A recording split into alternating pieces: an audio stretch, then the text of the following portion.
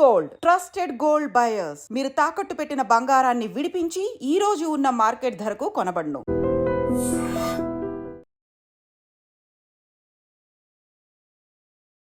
నమస్కారం, welcome to I dream. ధర్మ మార్గం విత్ విజిత కార్యక్రమానికి స్వాగతం.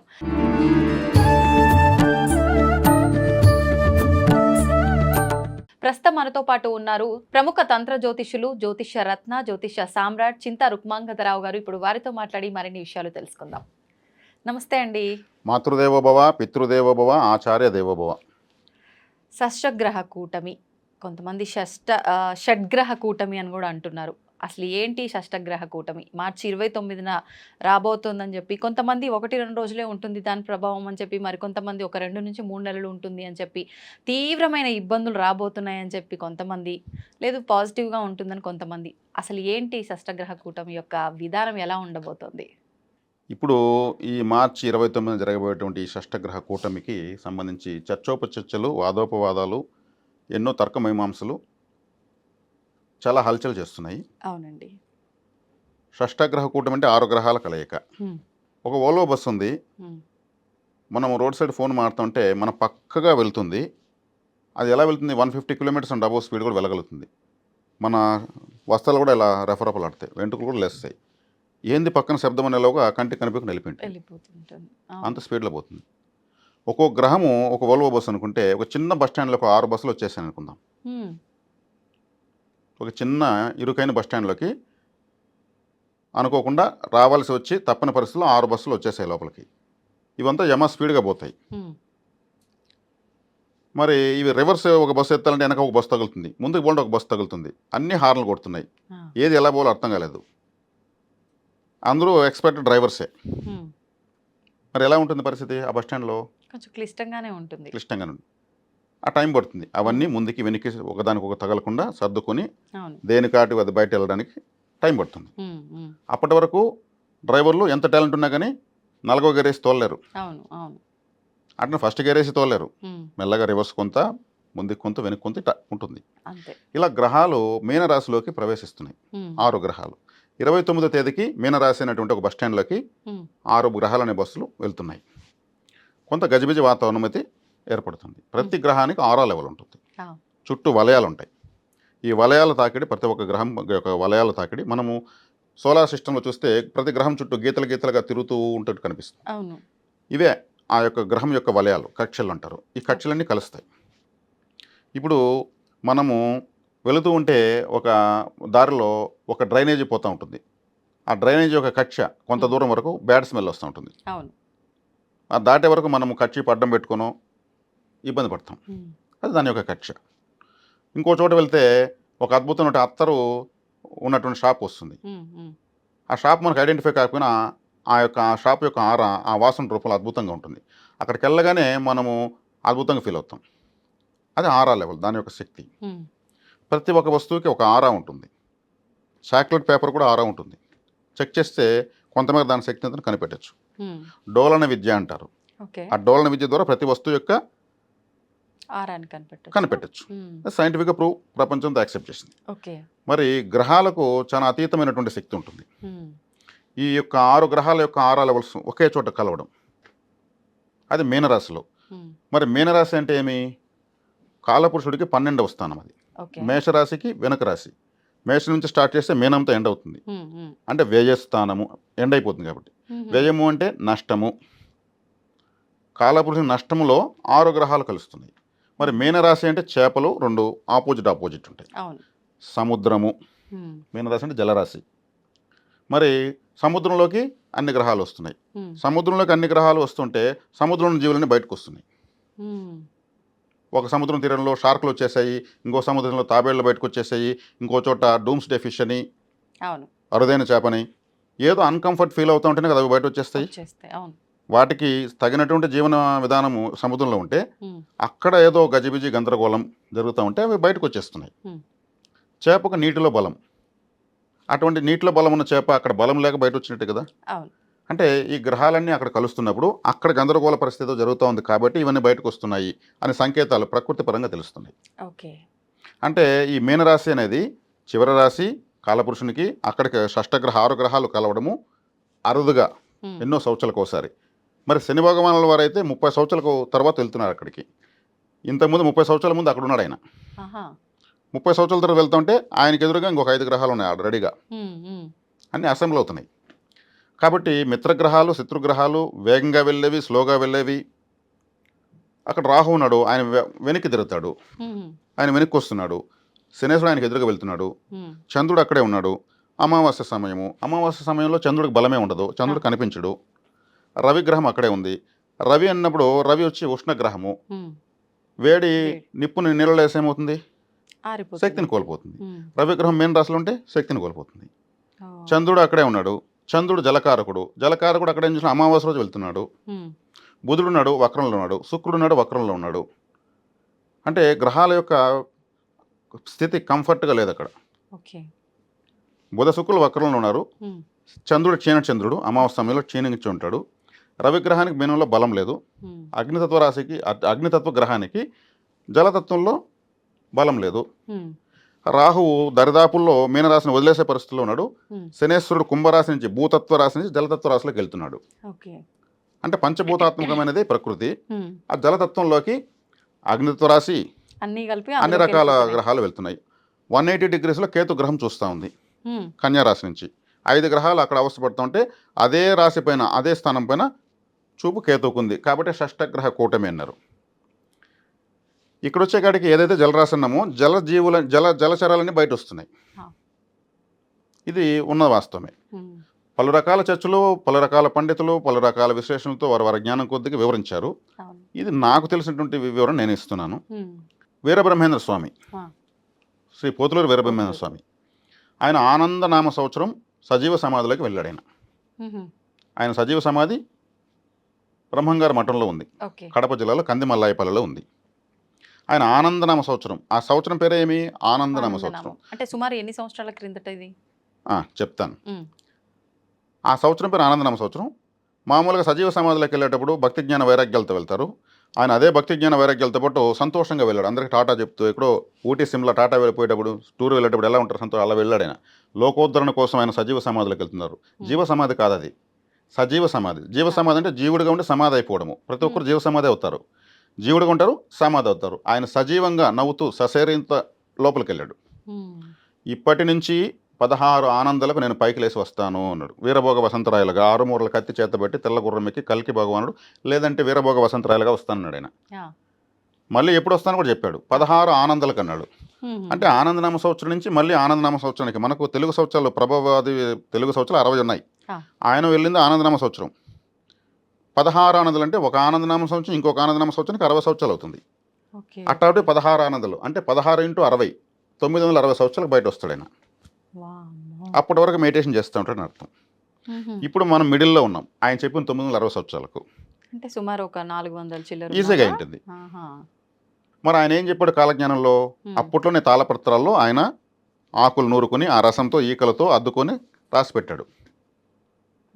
పక్షి వాహనాలు నెలకొల్తాడు. పక్షి అయింది వాహనం ఏంది అనుకున్నారు. 120 సంవత్సరాల ముందు పక్షులు లేవు, విమానాలు లేవు. పడవల ద్వారానే దేశ విదేశాలకు వెళ్ళేవారు.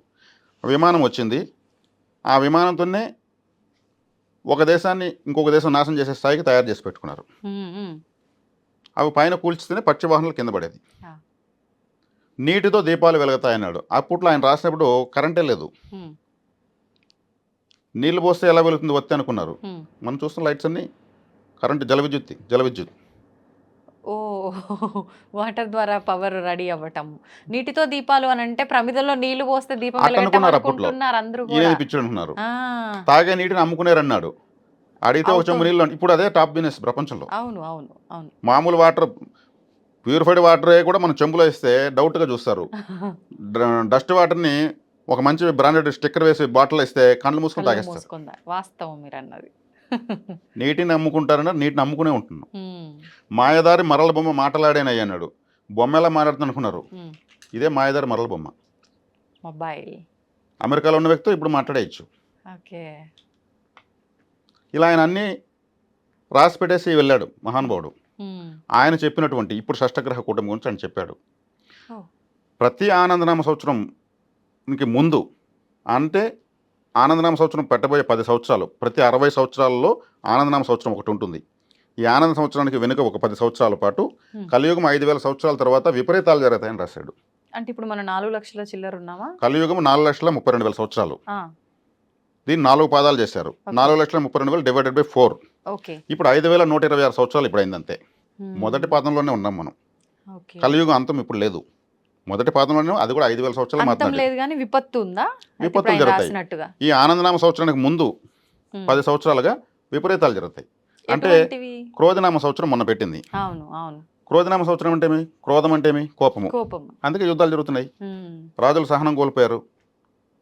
వెపన్స్ చెకప్ చేసుకుంటున్నారా లేదంటే ఇంకేం చేసుకుంటున్నారో తెలియదు.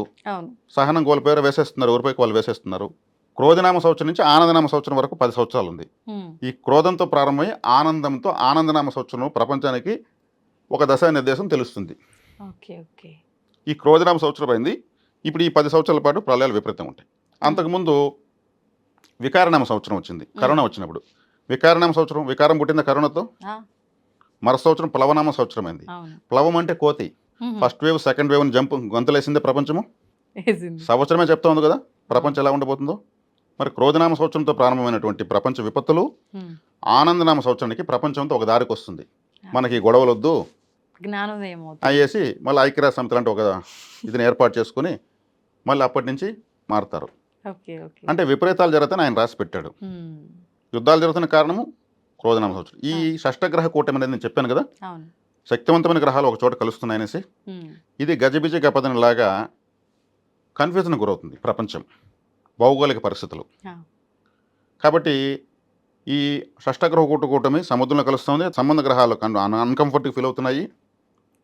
అరుదైన జీవులన్నీ కూడా తెలియజేస్తున్నాయి. ఒక మనిషి మాత్రం ఇలా నిల్చుకో ఉంటాడు, కడుపు ఇలా ఉంటుంది, ప్రతి జీవికి ఇలా ఉంటుంది. ప్రకృతిలో జరిగే విపత్తులు వాటికి తెలిసిపోతుంది, సెన్స్ వచ్చేస్తుంది. ఆ సెన్సార్ అనే సిస్టమ్ దానికి ఉంటుంది. అందుకే సునామీ జరిగినప్పుడు ఒక ఏనుగు కానీ ఒక జంతువు కానీ ఏదో అయినట్టు తెలియదు, మనుషులే వచ్చినట్టు తెలిసింది. సముద్రంలో చూడు వాయుగుండం వచ్చేటప్పుడు చేపలు ప్లేస్ మార్చేస్తాయి, భూకంపాలు వచ్చేటప్పుడు ఎలుకలు ప్లేస్ మారుస్తాయి, వర్షం పడబోయే ముందు చీమలు ఆహారాన్ని వేగంగా మారుస్తాయి. చీమలు కానీ టెన్షన్ పడి సర్రని తిరుగుతూ ఉంటే వర్షం రాబోతుందని అర్థం. మరి జపాన్లో అనుభవం పడే ముందు అక్కడ ఉన్నటువంటి పక్షులు జంతువులన్నీ కూడా ముందు 2 రోజుల ముందే ఎక్కడికక్కడ వెళ్ళిపోయినాయంట. కట్టేసి పెట్టిన కుక్కలు కూడా తెంపుకోవడానికి ప్రయత్నించాయంట. ముందే తెలిసిపోతున్నాయి అయితే వాటికి, దీన్ని తెలిసిపోతా ఉంది. కరోనాలో ఎంతమంది చనిపోయారు చెప్పారు కానీ ఎన్ని జీవులు చనిపోయారు చెప్పారా? లేదు. మరి వాటికి ఉన్నటువంటి అరమరిక అటువంటిది, వాటి యొక్క కడుపు అనేటువంటిది భూమికి ఇలా ఉంటుంది, మనకి ఇలా ఉంటుంది. కానీ జ్ఞానంతో ఆలోచిస్తే మనం కూడా అన్నీ తెలుసుకోవచ్చు. అందుకే జ్యోతిష్య శాస్త్రము అన్నారు కదా. అంటే జ్యోతి అంటే టార్చ్ లైట్, ప్రపంచానికి దారి చూపించేది. ఒక ట్రాఫిక్ పోలీస్ లాంటిది, దారి చూపిస్తుంది కానీ బాధ్యత వహించదు. తెలుసుకున్న వాళ్ళు జాగ్రత్త తీసుకొని దానికి తగిన విధంగా సేఫ్ అవ్వచ్చు. ఇప్పుడు మరి అంటే ఈ ప్రళయాలు విపత్తులు అన్నీ ఎలాగో ఈ 10 సంవత్సరాలు ఉండబోతున్నాయి అన్నారు. ఖచ్చితంగా ఉంటాయి. బాబా వంగా గారు చెప్పింది, ఐన్స్టీన్ గారు చెప్పింది, బ్రహ్మం గారు చెప్పింది, ఈ విధమైనటువంటి విజ్ఞులు, కాలజ్ఞానవేత్తలు, బ్రహ్మజ్ఞానులు చెప్పిందంతా కూడా ఖచ్చితంగా జరుగు తీరుతుంది. అంటే వీటి నుంచి ఎలాగో మొత్తానికి బయటపడలేం కానీ కొద్దిలో కొద్దిగా తగ్గించుకునే మార్గం లేదంటారా? ఇక్కడ దైవానుగ్రహం ఎవరు ఎక్కువ సంపాదించుకుంటారో వాళ్ళన్నీ ప్రపంచంలో అక్కడ అది జరిగిందంట, ఇక్కడ ఇది జరిగిందంట అని చెప్పుకుంటూ అన్నీ చూస్తూ తమను తాము తమ కుటుంబాలను కాపాడుకోగలరు. ఓకే. చేయాల్సిందల్లా భగవంతుడి ఆరాధన, దైవారాధన, ప్రకృతి ఆరాధన ఏదైనా కావచ్చు. ఓకే. ఆరాధన లేకుండా అందరూ చనిపోయి నేను ఒకటే బతుకుంటాను అనుకునే వాళ్ళు ఒక విధంగా మూర్ఖత్వంగా ఆలోచించినట్టే. అంటే ఈ ప్రకృతి వైపరీత్యాలన్నింటికి కారణం మనం ప్రకృతిని కాపాడుకోకపోవటం వల్లే వచ్చే ప్రళయాలు అనుకోవచ్చా? యుగ ధర్మాలను కొన్ని ఉంటాయి. కలియుగంలో పాపం ఎక్కువ, ధర్మం ఒక పాదం వైపే ఉంది. 75% పాపం ఉంటుంది. కృతయుగంలో 100కు 100% పుణ్యమే ఉంటుంది. 1% పాపం చేస్తే 100% పాపం చేసినట్టే. త్రేతాయుగంలో 25% పాపం చేసుకోవచ్చు, 75% 75 మార్కులే పాస్ మార్కు. 100 మార్కులకి ఎవరు పుణ్యంగా ఉండాల్సిన అవసరం లేదు. ద్వాపరయుగం వచ్చేకాడికి 50 మార్కులకే పాస్ మార్కు. 50% స్వార్థం చేసుకుని అది పాపంలోకి జమ కాదు. కలియుగంలో 25 మార్కులకి పాస్ మార్క్, 70% స్వార్థంగా ఉండొచ్చు. కానీ 100కు 100% నేను న్యాయంగానే ఉంటానన్నవాడు దేవుడు ఏం చేయలేడు. నీకెందుకు? సమాజంతో నటించు, కుటుంబంతో జీవించు, కుటుంబాన్ని పోషించు, నటించు, జీవించు, పోషించు, ఇదే జీవితం. అంటే స్వార్థం ఉండాలి. స్వార్థం లేకపోతే కష్టం, కానీ దాంట్లో న్యాయం ఉండాలి, ఓకే. న్యాయమైన స్వార్థం ఉండాలి. ఉమ్, అంటే ఒక వ్యక్తి ఇంకో వ్యక్తిని పూర్తిగా దోచుకోకుండా అతనికి ఉపయోగం చూపించి ఇతను బెనిఫిట్ పొందొచ్చు. ఓకే. ఉభయకుశలోపరి, ఉమ్, నువ్వు బాగుండాలి, నేను బాగుండాలి. ఉమ్. అంటే చేసే పని మంచిదై ఉండాలి, ఆ పని వల్ల ఎదుటివాడు చెడ్డదే ఇబ్బంది కావచ్చు. పడకూడదు. ఇప్పుడు నేను చెప్పే అబద్ధము ఉమ్. ఇంకొక వ్యక్తి ని కాపాడుతుందంటే అది పుణ్యమే ఆ అబద్ధం. అవునా? నేను చెప్పే నిజం ఇంకొక వ్యక్తి ప్రాణం తీస్తుందంటే అది పాపమే. కానీ అబద్ధాలు ఆడటమే పాపం అంటారు కదా, అదే అది వాడికి ఏ రకంగా ఉపయోగపడితే సమయ మాత్రం సందర్భాల ఏంటి? బట్టి ఎప్పుడు అబద్ధం చెప్పి ఆ, మంచి చేయాలి, అబద్ధం చెప్పి మంచి ఎక్కువ చేయొచ్చు. అందుకే 100 అబద్ధాలు ఆడి ఒక పెళ్లి చేయొచ్చు అన్నారా? ఇటువంటివన్నీ అంటే ఇది సమయానుసందర్భంగా ఇది సమయానుసందర్భంగా. మంచిది కాబట్టి. త్యాగరాజస్వామి రాసి పెట్టాడు కదా, సమయానికి తగు మాట్లాడిన వాడే తెలివైనడు. త్యాగరాజు కీర్తనలో ఉంది, అవును, అవును. సమయానికి తగును మాట్లాడిన వాడు. ఉమ్, ఆయన ఎంత ఆలోచించబోతు రాశాడు. అవును. కాబట్టి మనం అబద్ధం చెప్తున్నామా నిజం చెప్తున్నామని కాదు, ఉమ్, మనం చెప్పిన అబద్ధమైన నిజమేనా, మనకు ఎదుటి వాళ్ళకి హాని లేకుండా మనం చెప్తున్నామా. ఓకే. ఒక వ్యక్తిని కాపాడడానికి సడన్గా ఇంకొక వ్యక్తి వచ్చి 4 అబద్ధాలు చెప్పి ఏదో హడావిడి చేసి అతను మ్మ్. కాపాడేసి ఇంక నువ్వు వెళ్ళు, ఉమ్, నువ్వు తప్పు చెప్పి నన్ను కాపాడావు, అతను ఎంతో సంతోషపడతాడు. ఉమ్, అప్పుడు అది నిజంకన్నా గొప్పది. ఓకే. కాబట్టి నేను నిజమే చెప్తాను అంటే ఆ నిజము 10 మంది బాధపడేదని చెప్పినప్పుడు ఏమవుతుంది. ఇబ్బందే కదా అందరికి. మరి కూరాకే తిని 10 మందిని నాశనం చేసేవాడు మాంసాహార లెక్క, మాంసమే తింటూ 10 మందికి ఉపయోగపడు శాకాహార లెక్క. ఆలోచనలు మాంసాహారం శాకాహారం నిర్ణయిస్తాయి. శాకాహారం అన్న ఆలోచనలు ఉండాలి. ఓకే. కానీ అలాంటి ఆలోచనలు కూడా మనం తీసుకునే ఆ నిజమైన శాకాహార మాంసాహార భోజనాన్ని బట్టే వస్తాయేమో కదా. ఇప్పుడు శాకాహారం లేదు, మాంసాహారం లేదు, విషాహారం ఉంది. నిజం. అంతే. లేదు, టూత్ పేస్ట్ వాడితే మాంసాహారమే, ఆ, దాంట్లో ఎముకలు పొడేస్తారు. షుగర్ వాడితే మాంసాహారమే, ఉమ్, దాంట్లో ఎముకలు పొడేస్తారు. ఉమ్, ఐరన్ క్యాప్సూల్స్ ట్యాబ్లెట్స్ వాడితే, టానిక్స్ వాడితే దాంట్లో నాన్ వెజ్ ఇంగ్రీడియంట్స్ వేస్తారు. ఉమ్, ఎవరో చెప్పారు కొన్ని చాక్లెట్స్ ఉన్నాయి, కంపెనీ పేర్లు చెప్పకూడదు కానీ ఎక్కువ ఎందుకు ఆ చాక్లెట్లు పిల్లలు ఎక్కువ తింటున్నారంటే దాంట్లో తెల్ల పంది కొవ్వు వేస్తున్నారు. దానికి సైంటిఫిక్ నేమ్ మాత్రం ఉమ్, వెనకాల చాక్లెట్ వెనకాల సైంటిఫిక్ నేమ్ రాస్తారు ఇంగ్రీడియంట్స్లో. దాన్ని కొట్టి ఇది వాట్ ఈస్ ద మీనింగ్ అని కొడితే అది fork fat, white fork fat అని వస్తాం. ఉమ్. అన్ని సైంటిఫిక్ నేమ్స్ కొట్టి చూసి చెక్ చేసి ఎవరు కొనుక్కుంటున్నారు చాక్లెట్స్. మీరు పేరు చెప్పకపోయినా ఇప్పుడు చాక్లెట్ల వెనకాల ఉన్న జ్యూస్ సెర్చ్ చేసుకున్న చాక్లెట్లు తినడం మానేసేటట్టున్నారుగా. ఎందుకు మాంటారు, ఇంకా తెలుసు ఇంకా బాగా. ఆ? మనం డైరెక్ట్గా ఫోర్క్ తినకపోయినా ఇక్కడ ఇటు చాక్లెట్ రూపంలో చిచ్చి. తిందాం అనుకుంటారు. అటువంటి వాళ్ళు ఉంటారు, ఇటువంటి వాళ్ళు ఉంటారు. అంతే అంతే. కాబట్టి ఈ షష్టగ్రహ కూటమి కానించి విషయం ఏంటంటే గ్రహాలు అప్పుడప్పుడు ప్రకృతిలో ఇలా కలుస్తూ ఉంటాయి. అది ప్రకృతి తెలియజేస్తూ ఉంటుంది. ఉమ్, ఓకే. ఇప్పుడు మనకు ప్రకృతి ప్రతి క్షణం మనల్ని హెచ్చరిస్తూనే ఉంటుంది, ప్రతి ఒక్కటి తెలియజేస్తూనే ఉంటుంది. నాకు తెలుసు అనిపిస్తానే ఉన్నది అలాగే అయింది అంటారు. ఉమ్, ఉమ్. అనిపిస్తూ ఉందంటే ఏంది, ప్రకృతే తెలియజేస్తుంది ఎవరికి జరిగే లాభాన్ని నష్టాన్ని. అలా అందరికీ ఎందుకు తెలియజేసేటట్టు హింట్ ఇవ్వదు ప్రకృతి? ప్రతి ఒక్కరికి ఇస్తుంది. కొంతమంది మాత్రమే దాన్ని గుర్తించగలుగుతారు, చెప్పినోడు పిచ్చోడు అవుతాడు పక్కనోడు ముందు. మరి కొంతమందికి రాదు కదా, ఉమ్, వాళ్ళు నెగటివ్ ఆరాతో ఎనర్జీతో బ్లాక్ అయిపోయింటారు బ్రెయిన్లో. ఓకే. వాళ్ళ ప్రతి ఒక్కరికి ఉంటుంది, దాన్ని డెవలప్ చేసుకోరు. ఉమ్, పాజిటివ్గా ఎక్కువ ఆలోచిస్తూ పాజిటివ్గా ఎక్కువగా ప్రవర్తిస్తూ పోతూ ఉంటే ఆ కెపాసిటీ పెరుగుతూ వస్తుంది. ఓకే. మానసిక శక్తిని పెంచుకోవడం మనమే చేసుకోవాలి. ఉమ్, వాళ్ళు పుస్తకాల పఠనం వల్ల. ఇప్పుడు కడుపుకి ఆకలిస్తే ఏం చేయాలి, ఫుడ్తోనే తీరుతుంది, అంతే. పుస్తకం చదివితే తీరదు. తీరుతూ బుద్ధికి ఆకలిస్తే పుస్తకం చదివితేనే తీరుతుంది, జ్ఞానం ఫుడ్ తింటే రాదు. ఉమ్, మనసుకు ఆకలిస్తే సంగీతం వింటే చాలు. ఉమ్, లేదు ఇష్టమైన ప్రదేశానికి ఒక పర్వతం పైకి వెళ్ళి ఒక అవును. గంట సేపు కూర్చొని వస్తే చాలు. అవును. ఇలా దేనికి దానికి ఒక ఫుల్ఫిల్మెంట్ ఉంటుంది. ఉమ్, మనకు మంచి జ్ఞానం కావాలంటే అటువైపు ప్రయాణిస్తేనే అవుతుంది, ఓకే. ఊరికి ఏది రాదు. ఉమ్, ఊరికి అన్నీ వచ్చేట్టుకుంటే మొత్తం జడ పదార్థమే. ఉమ్, కాబట్టి ప్రకృతి ఈ 6 గ్రహాల కూటమిని ఆ ప్రయాణంలో ఇప్పుడు మీనరాశిలో కలుస్తుండటం వల్ల అది నష్టస్థానం వల్ల వ్యయస్థానం కాబట్టి ఇప్పుడు ధనక్షయం జనక్షయం కావాలనేది ఫైనల్ జడ్జిమెంట్. ధనక్షయం అంటే ఆర్థికంగా నష్టపోవడం, నష్టపోవడం, జనక్షయం ఎక్కువ మంది చనిపోవడం. ప్రాణ నష్టం. యుద్ధం వచ్చిందంటే ఉమ్, ఎక్కువ మంది చనిపోతారు, కుప్పలు కుప్పలు. ఎక్కువ డబ్బు నష్టపోతారు, అవును. అన్ని రేట్లు పెరిగిపోతాయి. ఓకే. యుద్ధాలు ఆల్రెడీ ట్రయల్స్ వర్షన్ జరుగుతూ ఉంది. ఉమ్, ఉమ్, ఇప్పుడు ప్రకృతి ఫలాలు వచ్చేదానికి అవకాశం ఉంది. ఉమ్. భూకంపాలు ఈ ప్రళయాల వల్ల కూడా ప్రాణ నష్టం జరుగుతుంది. ఖచ్చితంగా జరుగుతుంది. ప్రళయాల వల్ల ప్రాణ నష్టం జరగకపోతే ఇంకేం జరుగుతుంది. మన దగ్గర ఉందా మన భారతదేశంపై ఆ ప్రభావం? భారతదేశం పైన ప్రభావం చాలా తక్కువ. ఓకే. ఇక్కడ ఒక చిన్న విలేజ్ ఉంటే కనీసం 4-5 గుళ్ళు ఉంటాయి. ఉమ్, ఉమ్, తెల్లవారేసి పొద్దుపోయే వరకు అబద్ధాలు చెప్పేవాడు కూడా గుడికాడి వెళ్ళే కాడికి నేనే ఈ ప్రపంచంలో మంచివాడిని, నన్ను కాపాడు స్వామిని దండం పెడతారు. మంచో చెడ్డ ఏదో ఒకటి దండాలు పెడుతుంటారు, ఒక కర్పూరం వెలిగిస్తూ ఉంటారు. ఎక్కడికెక్కడ పూజలు జరుగుతూనే ఉంటాయి. ఉమ్, ఉమ్, ఇది దైవ పీఠం, ధర్మపీఠం. ఇక్కడ దేవత ఆరాధన నిత్యము క్షణక్షణం జరుగుతూనే ఉంటుంది. అవును, ఏదో ఒక ఇక్కడ మూల. ప్రకృతి అనేది నేను వచ్చినాను చుట్టం చూపుగా అనేది వస్తుంది తప్పితే పూర్తిగా ఇక్కడ రాలేదు. ఉమ్, ప్రపంచం ఎంత యుద్ధాలు చేసుకున్నా మన భారతదేశము ఒక జోకర్ అగ్గిపెట్టలో ఒక అగ్గిపుల్ల కూడా గీయదు యుద్ధంలో. కొట్టుకోండి, ఉమ్, ఏం చేయగలము, మంచిగా ఉండాలని చెప్తున్నాము. చివరికి భారతదేశమే ప్రపంచానికి అన్నపూర్ణ కాబోతుంది.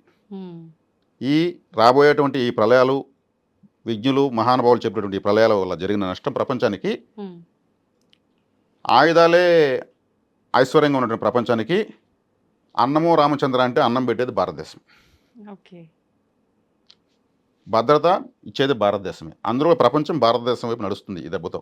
ఉమ్, ఈ దేశం యుద్ధాల జోలికి వెళ్ళదు, మంచి డెవలప్మెంట్ ఉంటుంది అన్నమాట ఖచ్చితంగా మన డెవలప్మెంట్ దేశం. ఉంటుంది. భారతదేశం అగ్రరాజ్యం అయ్యేదానికే ఈ షష్టగ్రహ కూటమి జరుగుతుందని మాత్రం ఖచ్చితంగా చెప్పగలను. ఎందుకంటే వ్యయస్థానంలో 6 గ్రహాలు కలుస్తున్నాయి. ఉమ్, వ్యయం అయిపోయినాక అంటే ఒక ఆకు రాలిపోయినాక కొత్త చిగురు వస్తుంది. చిగురు వస్తుంది. వ్యయం ఏమైనా మన ప్రారంభంగా ఉన్నా ఈ జ్ఞానం ఎక్కడుంది? భారతదేశంలో కదా ఉంది. అంటే చెడు వెనకాల మంచి వెన్నంటే ఉంటుంది అని నిదర్శనం. చెడ్డ వల్ల జరిగే మంచి ఇంక దేని వల్ల జరగదు, ఉమ్, ఆ రిజల్ట్ కూడా చాలా బాగుంటుంది కదా. అద్భుతంగా ఉంటుంది ఓకే. అయితే ఆ రిజల్ట్ కోసం వేచి చూద్దాం.